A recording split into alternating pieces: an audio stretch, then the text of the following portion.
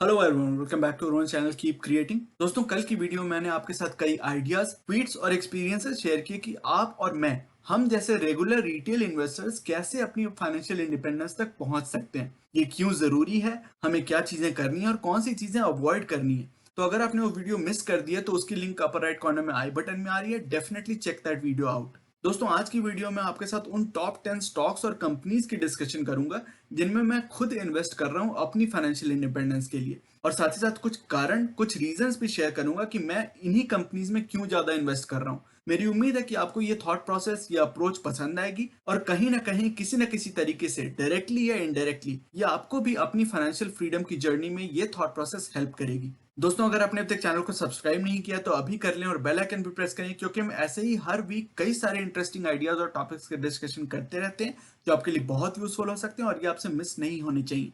So without taking any more of your time, let's get started.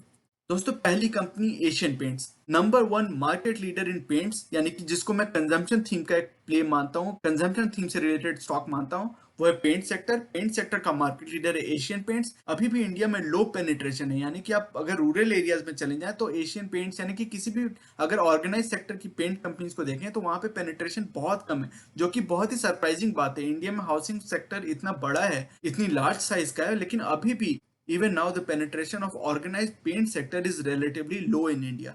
तो वो एक Tailwind है जो एशियन पेंट्स जैसी दिग्गज कंपनीज को डेफिनेटली हेल्प कर सकती है over the next few years. फिर इसकी जो बिजनेस मोट है, बिजनेस स्ट्रेंथ है, कॉम्पिटेटिव एडवांटेज है, वो है डेटा ड्रिवन। इतने सालों से एशियन पेंट्स ने अपनी प्रेडिक्टिव एनालिटिक्स को इतना स्ट्रॉन्ग कर दिया है through data collection, through data follow up and analysis, कि इसकी बिजनेस मोट ऑलमोस्ट इनसरमाउंटेबल हो गई है और अपने किसी पीयर के कंपैरिजन में अगर आप कंपेयर करें तो। और obviously without saying it goes की साउंड कॉर्पोरेट गवर्नेंस और फाइनेंशियल हेल्थ है। बहुत अच्छी तगड़ी कंपनी है, one of the best companies to invest in India. इसलिए मैं एशियन पेंट्स में लॉन्ग टर्म के लिए इन्वेस्ट कर रहा हूँ अपनी फाइनेंशियल इंडिपेंडेंस के लिए। ये नंबर वन पिक है मेरा, Asian Paints in the consumption theme in the paint sector in India.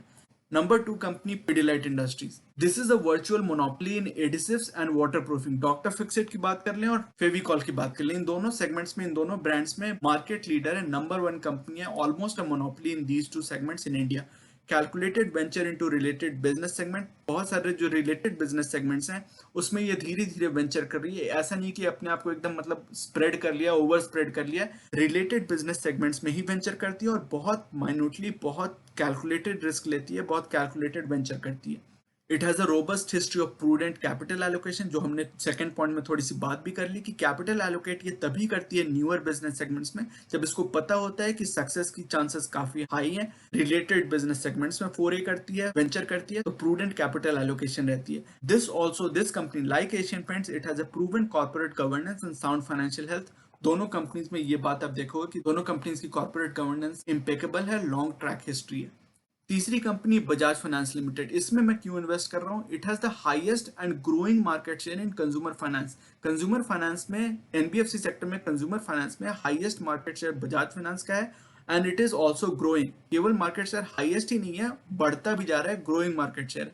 दूसरा, data and predictive analytics driven business mode. ये कंपनी भी बहुत मोटेड है, आपको बाहर से शायद नहीं लगेगा, लेकिन एक्चुअली इतनी डेटा प्रेडिक्टिव एनालिटिक्स कैपेबिलिटी है इस कंपनी की, which sets it apart from its peers. अपने पीयर्स के कंपैरिजन में ये कंपनी बहुत मोटेड है। Long runway for growth for consumer finance in India, ये आपको पता होगा, मुझे कहने की भी जरूरत नहीं है। ये हमने पिछली जो सैटरडे कल की जो वीडियो बात की थी उसमें हमने ये बात की थी कि कंजम्पशन थीम इंडिया का बढ़ने वाला है। जैसे जैसे पर कैपिटा इनकम बढ़ेगी, कंज्यूमर फाइनेंस की रनवे और बढ़ेगी, ग्रोथ की पोटेंशियल और बढ़ेगी फॉर कंज्यूमर फाइनेंस। हम आप जैसे लोग, रेगुलर लोग, धीरे धीरे अपने इलेक्ट्रॉनिक्स को, अपने फ्रिजेस को, अपने मोबाइल फोन्स को, अपनी टीवीज को फाइनेंस करवाएंगे और धीरे धीरे बजाज फाइनेंस की मोट और बढ़ती जाएगी, ग्रोथ और बढ़ती जाएगी, एक्चुअली और एक्सेलरेट कर सकती है in the coming decade. Finally, this company also has a very strong track record, very good track record of sound corporate governance. दूसरी बात, low cost of capital, cost of funding is capital की amongst the least in the industry है।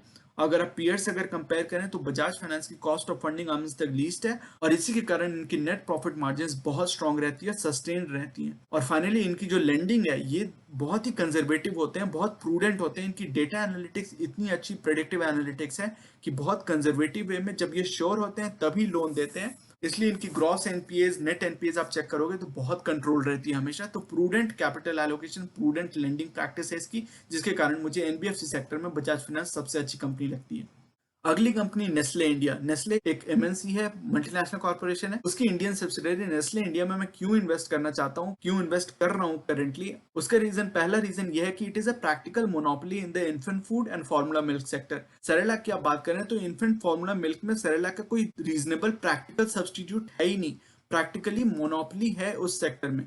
High brand recall with other offerings, Maggi की बात कर लो, Nescafe की बात कर लो, जो भी इसके किटकैट की बात कर लो, तो उन सभी का कोई रीजनेबल प्रैक्टिकल सब्सटीट्यूट है ही नहीं। सबसे अच्छी ब्रांड रिकॉल इन्हीं सब में, इन ऑफरिंग्स में है नेस्ले इंडिया की।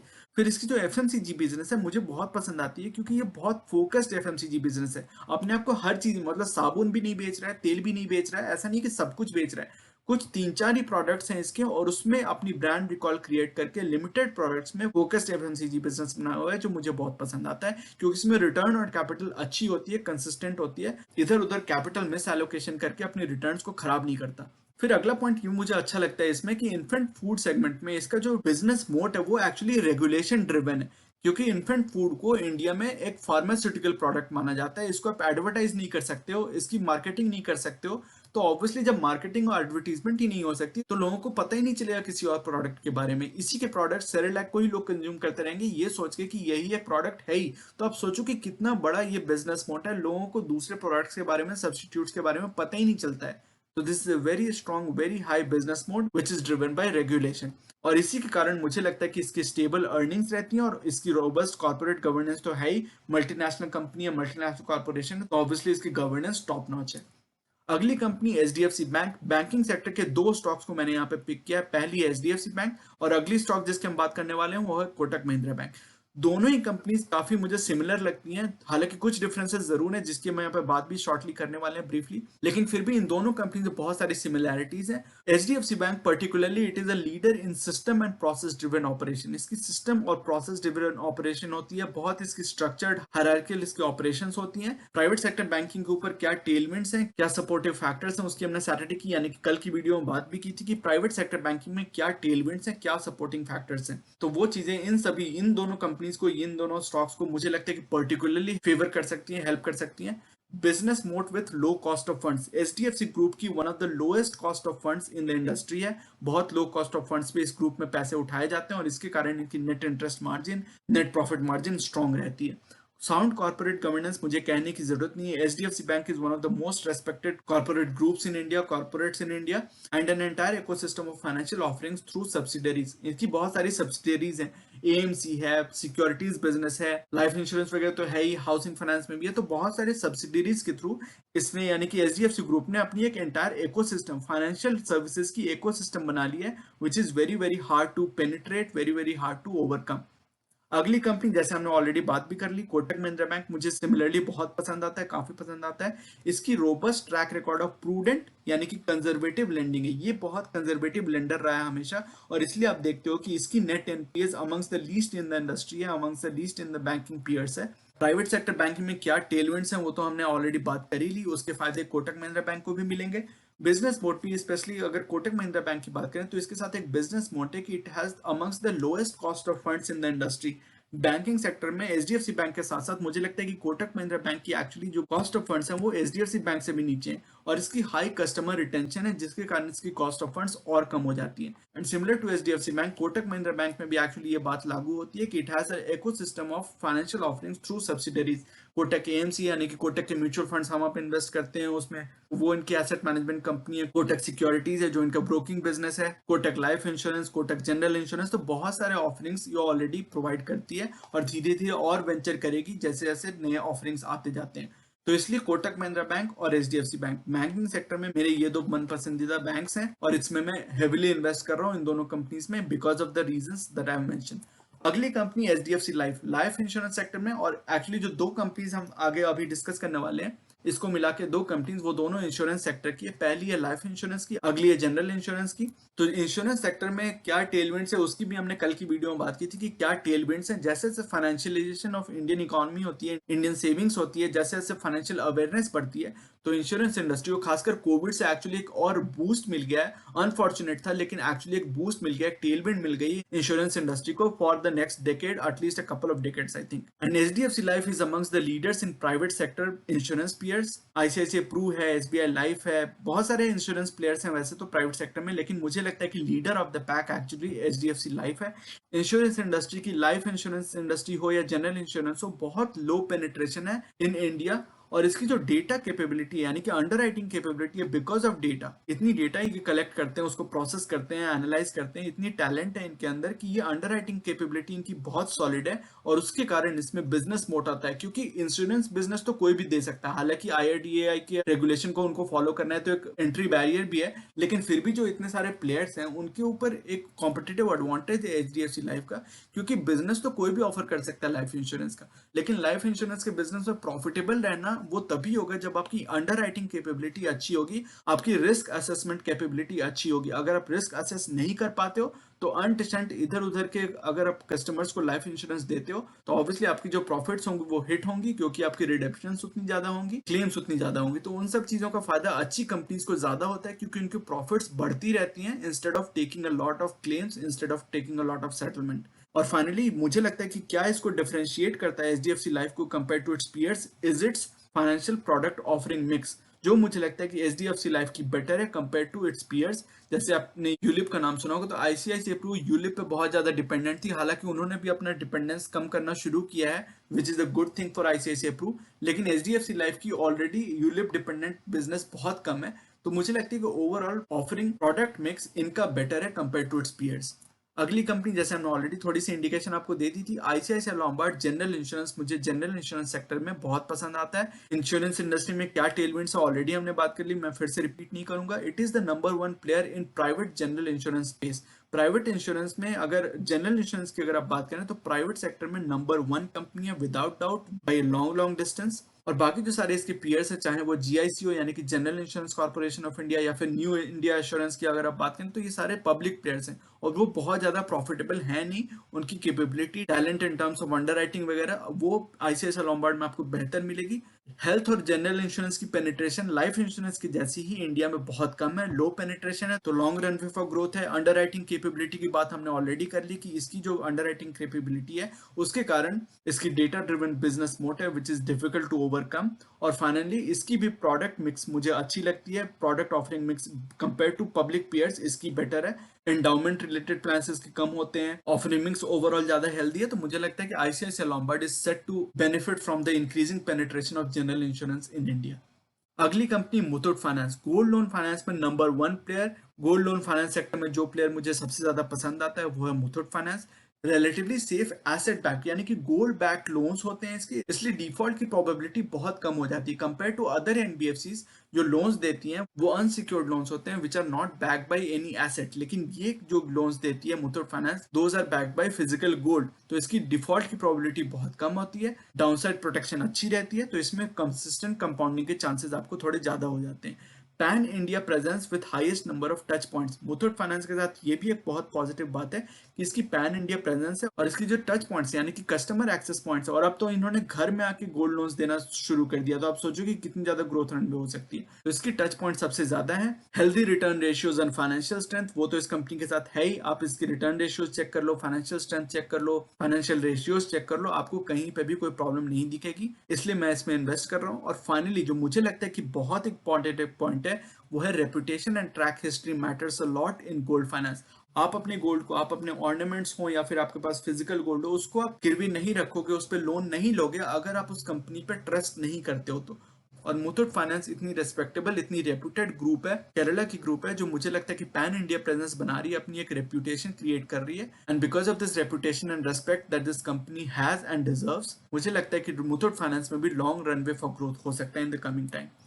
आखिरी कंपनी इस लिस्ट की Relaxo footwears. It is the number one player in essential low ticket footwear. वैसे तो हमने बाटा की बात की है, वो भी कंपनी मुझे पसंद आती है, लेकिन फिर भी अगर कंपेयर करें तो मुझे रिलैक्सो में थोड़ी ज्यादा ग्रोथ पोटेंशियल लगती है, क्योंकि इसकी जो फुटवेयर प्रोडक्ट्स होते हैं, जो ऑफरिंग्स होती हैं, वो लो टिकट होती हैं, बाटा जैसी थोड़ी महंगी नहीं होती हैं। तो मुझे लगता है कि रिलैक्सो के जो प्रोडक्ट्स हैं वो ज्यादा एसेंशियल हैं और लो टिकट भी हैं, और इसमें उसको बहुत ज्यादा कॉम्पिटिटिव एडवांटेज मिल जाता है। It is also a play on India's growing consumption base. जैसे जैसे लोग ब्रांड कॉन्शियस होंगे, अच्छे प्रोडक्ट्स को कंज्यूम करना शुरू करेंगे, कंजम्पशन बेस बढ़ती जाएगी, तो ब्रांड रिकॉल चूंकि इस कंपनी की इतनी है, जो मैंने यहाँ पे लिखा भी है थर्ड पॉइंट में, कि ब्रांड रिकॉल होने के कारण, एक ब्रांड नेम होने के कारण इसके प्रोडक्ट्स को लोग प्रेफर करेंगे और ग्रोइंग कंजम्पशन बेस का फायदा इस कंपनी को ज्यादा होगा कंपेयर टू अनऑर्गेनाइज्ड प्लेयर्स या फिर स्मॉलर प्लेयर्स। तो उसमें जब ब्रांड रिकॉल नहीं है, रिलैक्सो को कौन नहीं जानता, तो जब आपको सेम प्राइस पे या थोड़ी सी प्रीमियम पे अगर थोड़ी सी ज्यादा प्राइस पे रिलैक्सो के प्रोडक्ट्स मिलेंगे, तो आप किसी अनऑर्गेनाइज्ड प्लेयर का, किसी लो ब्रांड नेम की कंपनी के प्रोडक्ट्स को क्यों यूज करोगे? तो ऑब्वियसली रिलैक्सो को वहां पे फायदा हो सकता है। It has very healthy return ratios and robust balance sheet,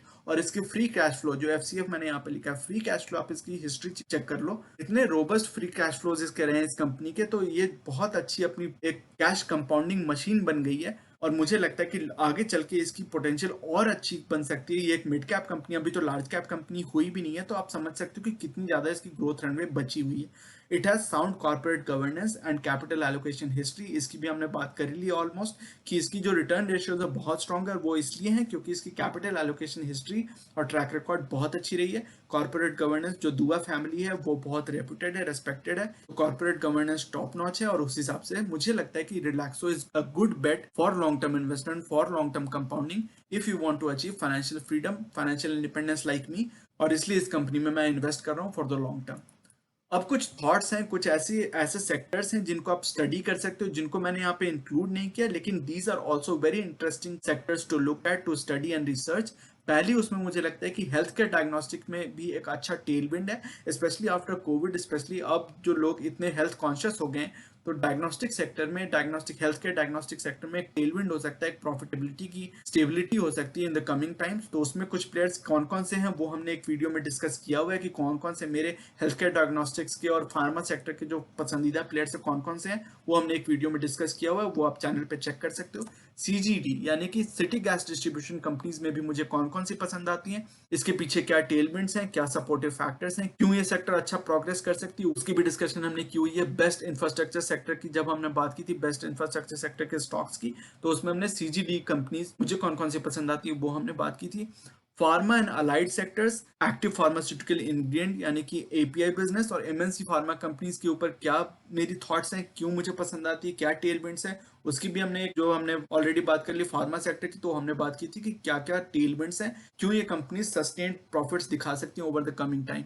फिर अगला थीम है जो मुझे लगता है कि आपको स्टडी करना चाहिए, वो है ई कॉमर्स एंड डिजिटलाइजेशन का। ऑब्वियसली डिजिटल इंडिया की हम बात कर रहे हैं, हर चीज में डिजिटलाइजेशन हो रही है, तो ई कॉमर्स और डिजिटलाइजेशन, ये दोनों जो थीम्स हैं ये प्ले आउट कर सकती है ओवर द नेक्स्ट डेकेड। और finally contract research and manufacturing in pharma, consumer electronics, information technology और स्पेशलिटी केमिकल, ये चारों सेक्टर्स ऐसे हैं जो मुझे लगता है कि जहां पे कि CRM business, contract research and manufacturing business बहुत प्रॉस्पर कर सकता है। तो ये भी एक सेक्टर है जो आपको स्टडी करना चाहिए। कौन कौन से प्लेयर्स हैं मुझे पसंद आते हैं वो भी हमने चैनल पे बहुत बार डिस्कस किया हुआ है। तो I hope all this discussion, all these thoughts, मैं कौन कौन सी कंपनीज में इन्वेस्ट कर रहा हूँ, आगे चल के मैं आपको अपनी इन्वेस्टमेंट भी दिखा सकता हूँ अगर आपको प्रूफ चाहिए तो, लेकिन मुझे उम्मीद है कि आप मुझे ट्रस्ट करते हो, बिलीव करते हो, हमारी डिस्कशंस को ट्रस्ट करते हो। तो उस बेसिस पे मैंने आपके साथ शेयर किया कि मैं किन किन कंपनीज में इन्वेस्ट कर रहा हूँ and for what reasons, not just names, मैंने केवल आपको नाम नहीं दिया, किस किस रीजन से, क्या क्या टेलविंड्स हैं, क्या क्या सपोर्टिंग फैक्टर्स हैं, क्यों मैं इन्वेस्ट कर रहा हूँ उन कंपनीज पे, उनके पीयर्स में इन्वेस्ट क्यों नहीं कर रहा हूँ, उन्हीं में क्यों इन्वेस्ट कर रहा हूँ, इसकी डिस्कशन करने की कोशिश की,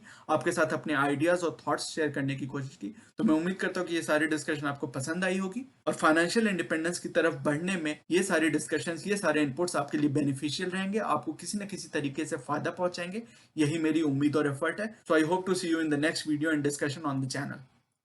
सो दोस्तों, ये था आज का वीडियो। ये सेइंग जो कि है नॉलेज इज पावर सुप्रीम, ये इस चैनल का मिशन है, जो कि है आप तक सही नॉलेज पहुंचाना। आगे आने वाली वीडियोस में हम mutual fund, investing, asset allocation और डायरेक्ट स्टॉक से रिलेटेड कई सारे एनालिसिस करेंगे और बहुत सारे इंटरेस्टिंग टॉपिक्स को डिस्कस करेंगे। So you should definitely subscribe to the channel and remain posted for further updates. अगर आज की वीडियो कंटेंट आपको पसंद आया है तो वीडियो करें लाइक। अगर आपको लगता है कि इस इन्फॉर्मेशन से किसी की मदद हो सकती है तो इसे अपने दोस्तों और फैमिली मेंबर्स के साथ शेयर करें, और चैनल को करें सब्सक्राइब। मिलते हैं अपने अगले वीडियो में एक और टॉपिक के डिस्कशन के साथ। तब तक के लिए take care and see you soon. Bye bye.